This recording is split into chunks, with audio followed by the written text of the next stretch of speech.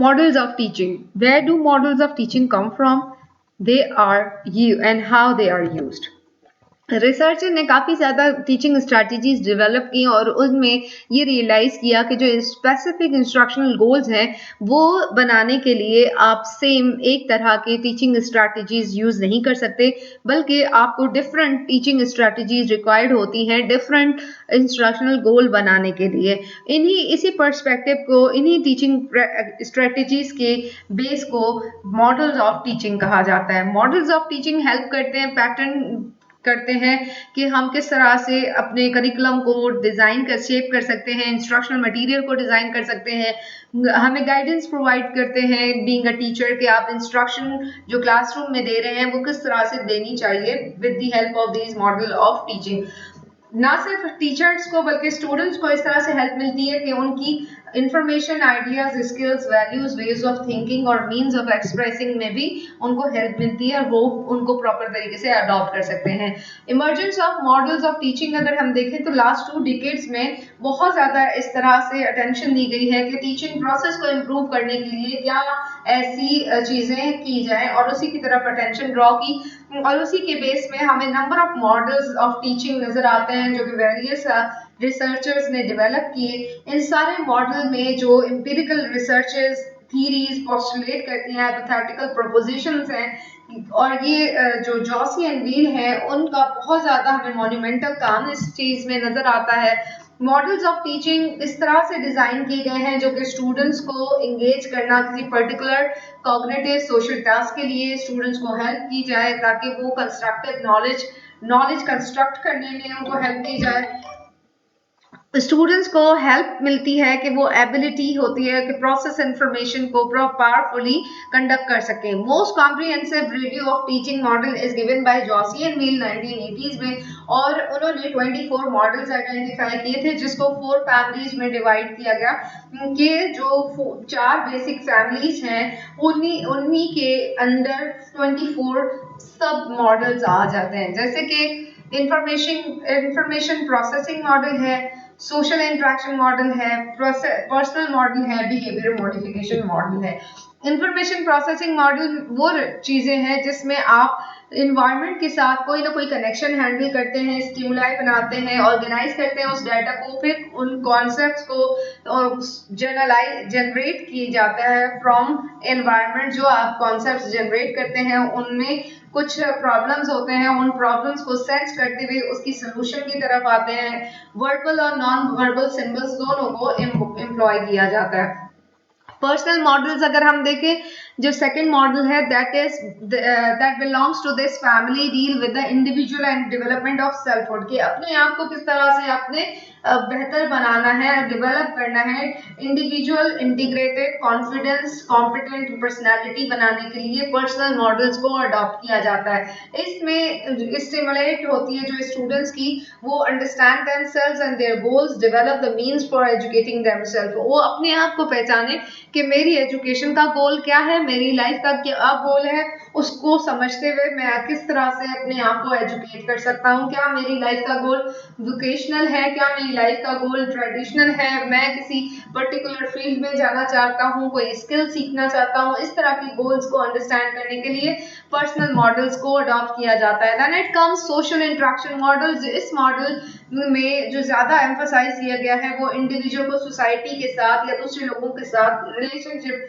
किस तरह से बिल्ड किया जाए ताकि वो लोग आपस में मिल के वर्क टुगेदर और आइडेंटिफाई करें प्रॉब्लम्स को, ना सिर्फ उसको आइडेंटिफाई करें बल्कि उनके सोल्यूशन के लिए एकेडमिक हो या सोशल नेचर के हो उनको हेल्प करें कि वो सॉल्व कर सकें। बिहेवियर मॉडिफिकेशन मॉडल आ जाता है इस फैमिली में वो सारे मॉडल्स आ जाते हैं जिसमें आप बिहेवियर को मॉडिफाई करते हैं, चेंज करते हैं, ये अंडरस्टैंड किया जा सके कि स्टूडेंट्स की प्रॉब्लम्स क्या हैं, उनको किस तरह के बिहेवियरल इश्यूज हैं और उसको एड्रेस करने के जो डिफरेंट ऑपरेंट कंडीशनिंग है, क्लासिकल कंडीशनिंग है, इस तरह के पैरल ने जो दिए हैं आइवन पेवलोव ने दिए हैं या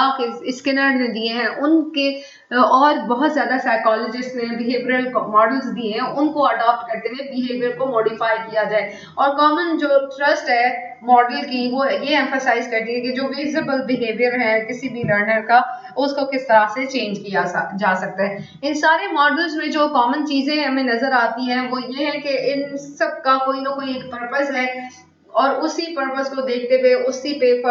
फर्दर कॉन्सेंट्रेट करते हैं कि उसको किस तरह से अचीव किया जा सकता है। एक्सप्लिसिट इम्प्लिसिट अजम्पशंस बनाई जाती हैं, कैरेक्टरिस्टिक्स ऑफ लर्नर को देखा जाता है कि उनके बेसिकली क्या नीड है और उसको टीचिंग लर्निंग प्रोसेस उस तरह से बनाया जाता है, प्रोवाइड किया जाता है। गाइडलाइन प्रोवाइड की जाती है कि स्पेसिफिक एजुकेशनल एक्सपीरियंसेस को कैसे कंडक्ट किया जाएगा। ना सिर्फ कंडक्शन है बल्कि पैटर्न्स रिक्वायर्ड होंगे जो इंस्ट्रक्शनल इवेंट के लिए कि आप किस तरह का मॉडल अडॉप्ट कर रहे हैं, तो उसके पैटर्न के मुताबिक आपने उनको वो इंस्ट्रक्शन देनी है। Body of research surrounding their development and implementation and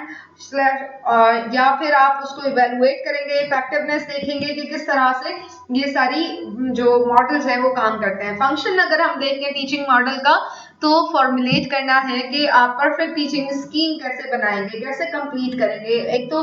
teaching scheme बनानी है कि हम मुझे फला क्लास को ये स्ट्रैटेजीज के साथ पढ़ाना है,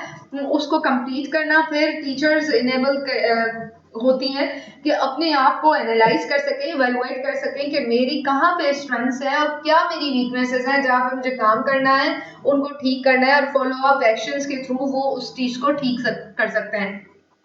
as basic guidance for teachers for reflection during feedback, जैसे कि हमने कहा कि टीचर को आइडेंटिफाई करते हैं कि क्या उनकी वीकनेसेस हैं, क्या उनकी स्ट्रेंथ्स हैं, वो आइडेंटिफाई होती हैं। गाइडेंस प्रोवाइड किया जाता है कि जो प्लानर्स हैं, जो टीचर्स हैं, उनको पता हो कि हम कौन से टीचिंग प्रोसेस के लिए कौन सा करिकुलम या कौन सा जो प्लानर है सब्जेक्ट के का जो सिलेबस है वो कैसे बनाना है, कैसे डिजाइन करना है। Concept for describing a model में हम 4 चीजों को आइडेंटिफाई करते हैं: syntax, principle of reaction, social system और सपोर्ट सिस्टम। सेंटेक्स ये है कि आपने सीक्वेंस, पैटर्न्स, एक्टिविटीज इस तरह से बनानी है जो फेजेस में आपने उस मॉडल के लिए कंप्लीट करना है। For example information processing model है जहाँ पे आपने बच्चों को इंफॉर्मेशन प्रोवाइड करनी है, तो उसके कुछ फेजेस हैं, उसके कुछ सीक्वेंसेस हैं, तो उस मॉडल के हिसाब से उसको आपने फॉलो करना है। इस तरह से हर एक मॉडल की कोई ना कोई सीक्वेंसेस हैं, कोई ना कोई फेजेस हैं, उनको अडॉप्ट करते हुए आप इंफॉर्मेशन प्रोवाइड करें। और प्रिंसिपल ऑफ रिएक्शन में यह है कि आप टीचर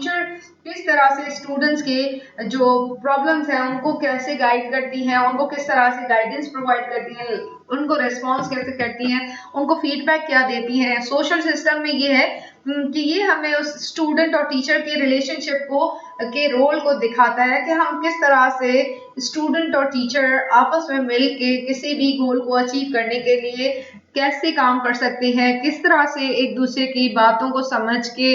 टास्क को समझ के उस चीज को कंप्लीट करना है, उन दोनों के रिलेशनशिप को बेहतर बनाना है ताकि टीचिंग लर्निंग प्रोसेस प्रॉपर तरीके से कंडक्ट हो सके। और फिर आ जाती है सपोर्ट सिस्टम, और इस सपोर्ट सिस्टम में बेसिकली आपके लिए जितने भी रिसोर्सेज रिक्वायर्ड हैं, जो फैसिलिटीज रिक्वायर्ड होंगी, जो आपको यूजफुल कैपेसिटीज नजर आती हैं, टेक्निकल फैसिलिटीज हों, वो सारी फैसिलिटीज के लिए सपोर्ट सिस्टम का होना बहुत जरूरी है किसी भी मॉडल को इम्प्लीमेंट करने के लिए। जो इफेक्ट्स ऑफ मॉडल है उसमें डायरेक्ट इंस्ट्रक्शनल इफेक्ट है, डायरेक्ट है या इंस्ट्रक्शनल इफेक्ट है, इनडायरेक्ट या न्यूट्रेंट इफेक्ट नजर आता है। इंस्ट्रक्शनल इफेक्ट पर्पसफुली वो चीज देखते हैं कि टीचर का जो है वो कहाँ से किस तरह से मॉडल को पढ़ाती हैं। और जो न्यूट्रेंट इफेक्ट है वो उसमें ये देखा जाता है कि इन्वायरमेंट से जितने भी हमने एक्सपीरियंसेस किए हैं वो किसी भी मॉडल के लिए हमें किस तरह से हेल्प करते हैं। ये एक समरी है जो कि मॉडल्स ऑफ टीचिंग में जो कॉन्सेप्ट है उसमें instructional studies, coherent theoretical basis, empirical establishment, structure में सेंटेक्स, सोशल सिस्टम और प्रिंसिपल ऑफ रिएक्शन है, सपोर्ट सिस्टम है, families, information processing, social interaction, personal model, behavioural model. Effect of model में instructional और न्यूट्रेंट इफेक्ट हमें नजर आता है। सो किसी भी टीचिंग लर्निंग प्रोसेस को प्रॉपर तरीके से कंडक्ट करने के लिए हमें ये समझना होगा कि हम कौन से स्टूडेंट्स को पढ़ा रहे हैं और हमारे टारगेटेड स्टूडेंट्स कौन से हैं, ताकि हम उसके मुताबिक फैमिलीज ऑफ मॉडल में से कोई मॉडल चूज करते हुए उनको एजुकेट कर सकते हैं for successful teaching learning process and to enhance their and develop their learning.